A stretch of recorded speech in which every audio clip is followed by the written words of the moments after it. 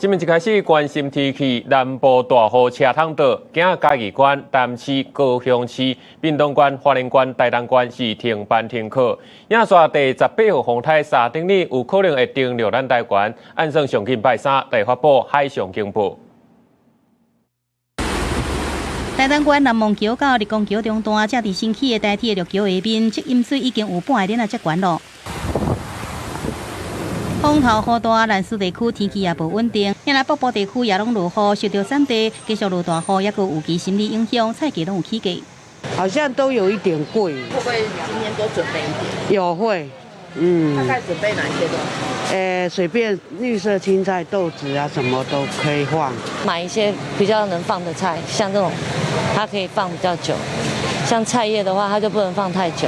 氣象署講，一直到拜日透早，西南風偏強加低壓帶影響，全台天氣無穩定，尤其是嘉義以南地區、加東半部地區，愛嚴防大雨，也是局部大水雨。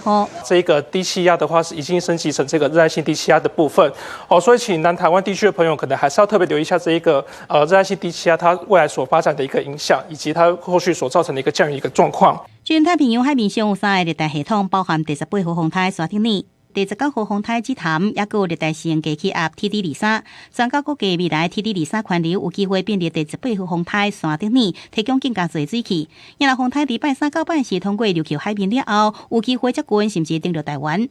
歐洲跟歐洲 AI 模式，甚至於美國模式都認為中心有機會登陸那非常有可能是今年第一個登陸的颱風。專家講，要繼續注意沙丁尼風颱上升的路線，除了主導風颱路線的北方高壓，西北太平洋頂面大範圍的低壓帶也和風颱路線會閣較未確定，民眾使先做好防範的準備。記者鄭綜合報道。